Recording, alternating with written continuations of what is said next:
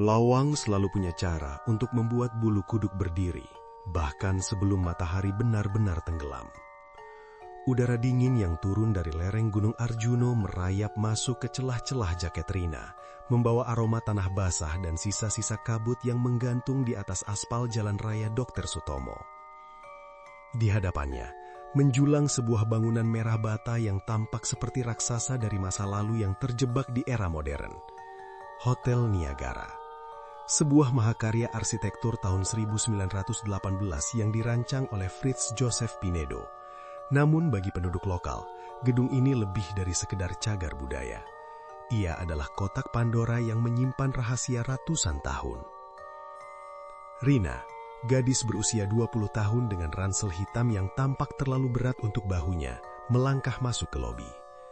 Suara langkah kakinya menggema di atas lantai marmer kuno yang masih mengkilat. Di dalam, suhu seolah turun beberapa derajat. Pernahkah kalian merasa bahwa sebuah ruangan tidak benar-benar kosong, meski tak ada orang di sana? Itulah yang dirasakan Rina. Ia bisa mencium aroma kayu tua yang lembab, bercampur dengan wangi bunga melati yang samar, entah dari pengharum ruangan atau sesuatu yang lain. Lantai 2, Mbak, kamar 204, ucap resepsionis dengan senyum yang tampak kaku, hampir seperti robot. Rina hanya mengangguk. Ia adalah mahasiswi arsitektur yang sedang melakukan riset mandiri tentang gaya Art Nouveau di Jawa Timur. Tapi rasa penasarannya jauh melampaui sekedar struktur bangunan. Matanya melirik ke arah lift tua yang legendaris itu. Lift pertama di Jawa katanya. Namun, lift itu diam membisu, seolah enggan membawa siapapun naik. Malam itu, di kamar 204, Rina tidak bisa memejamkan mata. Suasana hotel begitu sunyi, namun kesunyian itu justru terasa bising di telinganya. Ada suara derit kayu dari langit-langit, suara pipa air yang bergetar, dan yang paling mengganggu, suara langkah kaki yang teratur dari lantai di atasnya.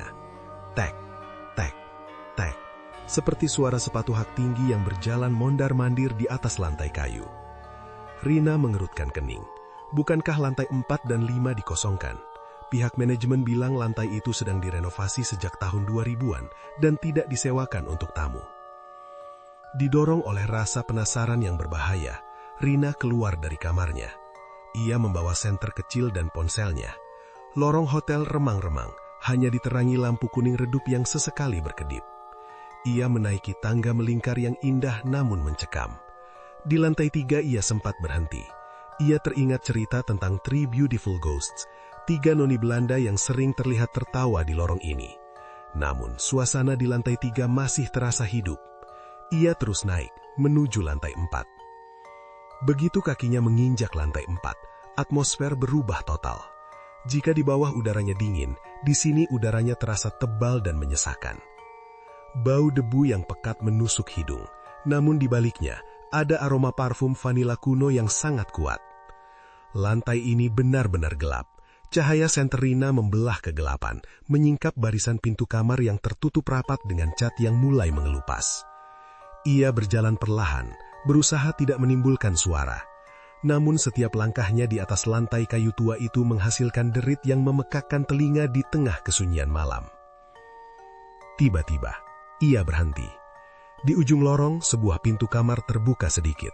Kamar itu menghadap langsung ke arah jalan raya. Rina teringat urban legend yang paling kelam dari tempat ini. Kisah seorang wanita Belanda yang mengakhiri hidupnya di lantai 4 karena dikhianati oleh kekasihnya. "Siapa di sana?" bisik Rina. Suaranya gemetar. Tidak ada jawaban. Hanya angin malam yang menyelinap masuk dari jendela yang terbuka, membuat gorden putih yang kusam melambai-lambai seperti tangan yang memanggil. Rina mendekati pintu itu. Saat ia mengarahkan senternya ke dalam, jantungnya seolah berhenti berdetak. Di tengah ruangan, di bawah pendar lampu jalan yang masuk dari jendela, ia melihat sesosok wanita putih berdiri membelakanginya. Wanita itu mengenakan gaun putih panjang bergaya Victoria, rambut pirangnya yang pucat terurai kusut hingga ke pinggang.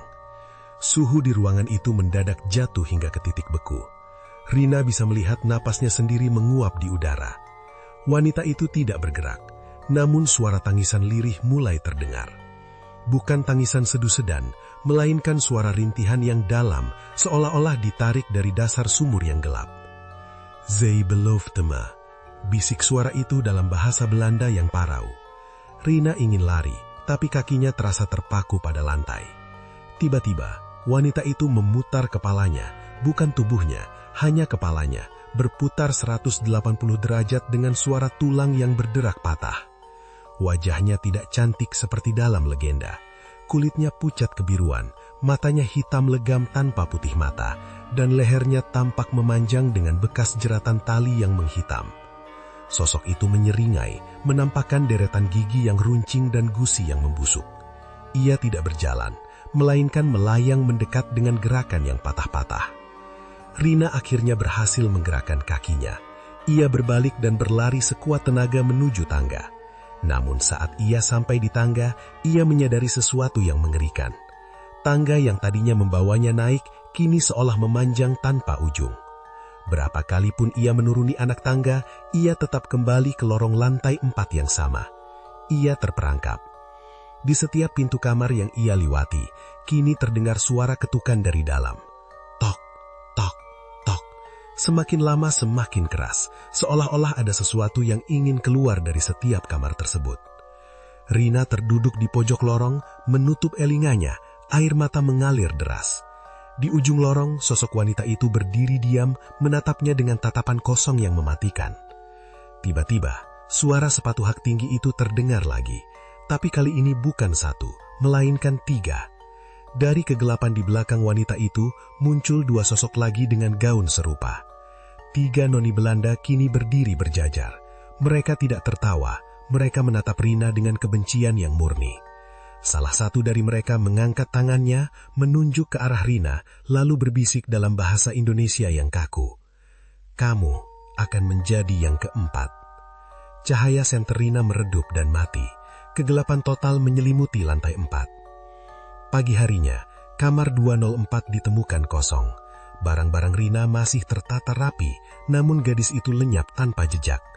Pihak hotel bersikeras bahwa tidak ada tamu yang naik ke lantai atas karena pintu akses selalu dikunci. Namun, beberapa warga lawang yang melintas di depan hotel pada jam 3 pagi bersumpah mereka melihat seorang gadis muda berdiri di jendela lantai 4, mengenakan gaun putih kuno, melambaikan tangan dengan gerakan yang kaku ke arah jalan raya.